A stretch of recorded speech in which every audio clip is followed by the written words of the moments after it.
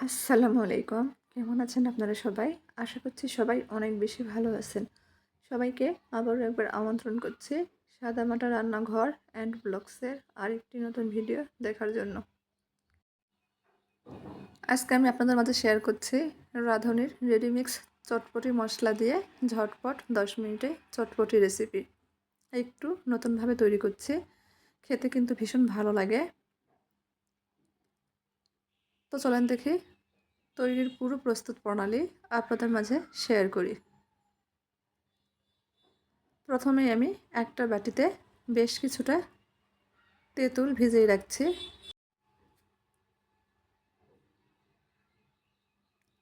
10 থেকে 15 মিনিট মতো ভিজিয়ে রাখবো।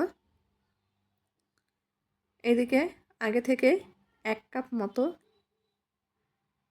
চটপটির ডাল বা মটর ডাল যেটাই বলেন না কেন সারা রাতের জন্য ভিজিয়ে রেখেছিলাম।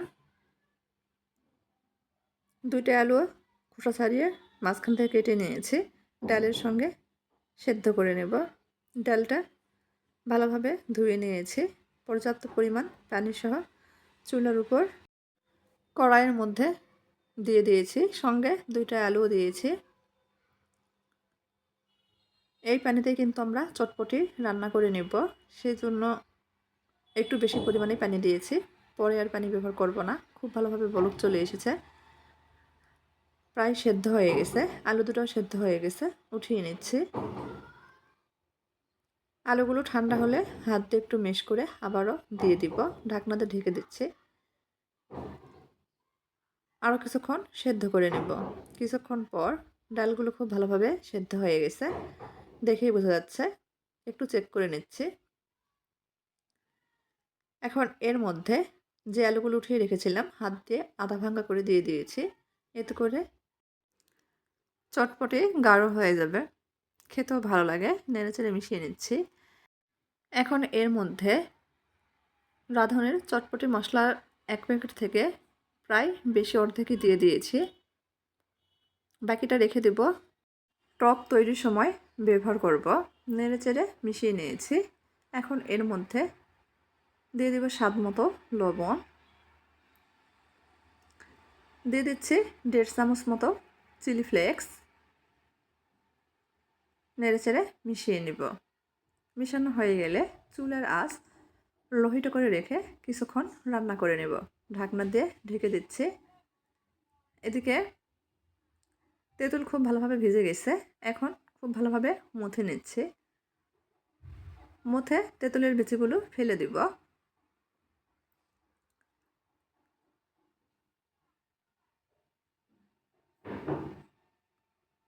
আজকে তেঁতুলের টকটা আমি অন্যভাবে তৈরি করছি।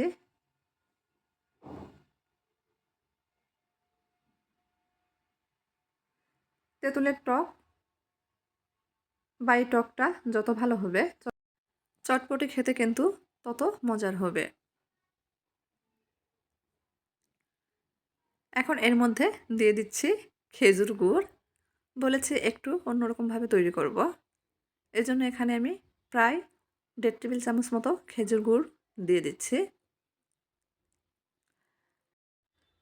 1 টেবিল চামচ আমি দিয়েছি, আর হাফ টেবিল চামচ অফ ক্যামেরাতে ব্যবহার করেছি। নেড়েচেড়ে মিশিয়ে নিব। দিয়ে দিচ্ছি 1 চামচ মতো চিলি ফ্লেক্স, 2 চিমটি মতো লবণ, আর সামান্য পরিমাণ বিট লবণ। অবশ্যই এখানে বিট লবণটা ব্যবহার করতে হবে, এক্ষেত্রে টকের স্বাদ কিন্তু অনেকটাই বেড়ে যাবে। আর রাঁধুনির যে চটপটির মশলা থেকে আমি মশলা রেখে দিয়েছিলাম পুরোটাই দিয়ে দিয়েছি। নেড়েচেড়ে মিশিয়ে নিব।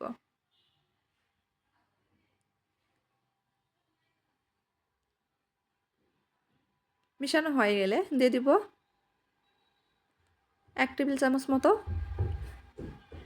লেবুর রস। আবারও নেড়েচেড়ে মিশিয়ে নিব। চটপটির টকটা টক ঝাল মিষ্টি স্বাদের তৈরি করছি। খেতে কিন্তু ভীষণ মজার হয়েছিল এই টকটা।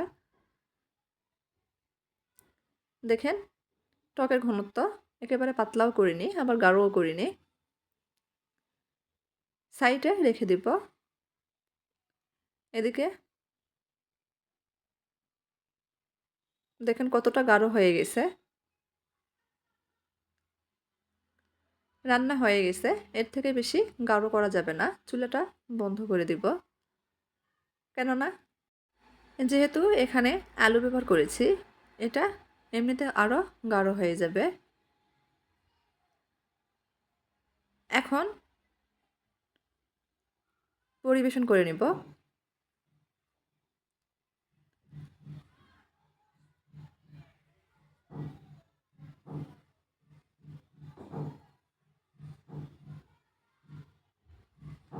একটা বোলের মধ্যে উঠিয়ে নিয়েছি। দিয়ে দিচ্ছি আগে থেকে তৈরি করে রাখা টক থেকে হাফ কাপ মতো টক, নেড়েচেড়ে মিশিয়ে নিচ্ছি। এখানে আমি আগে থেকেই ডিম সেদ্ধ করে গ্রেটারে গ্রেট করে রেখেছি, পেঁয়াজ কুচি করে রেখেছিলাম, শসা কুচি, কাঁচামরিচ কুচি উপর থেকে দিয়ে দিব। বেশ কিছুটা পেঁয়াজ কুচি দিয়ে দিচ্ছি কাঁচামরিচ কুচি, শসা কুচি, গ্রেট করে রাখা ডিম দিয়ে দিব।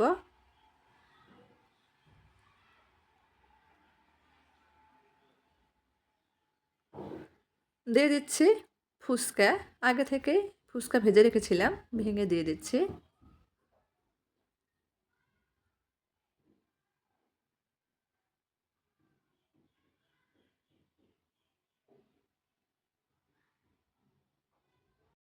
আবারও দিয়ে দিচ্ছি সেদ্ধ ডিম টুকরো করা, দেখার সৌন্দর্যের জন্য।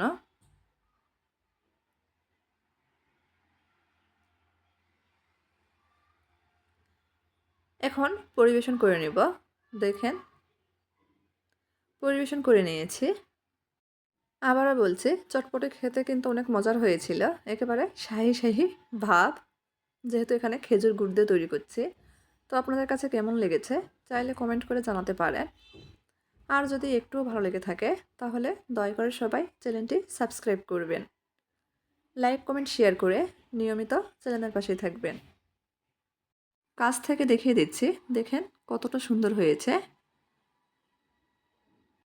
তো আজকের মতো এই পর্যন্তই, সবাই ভালো থাকবেন। আল্লাহ হাফেজ।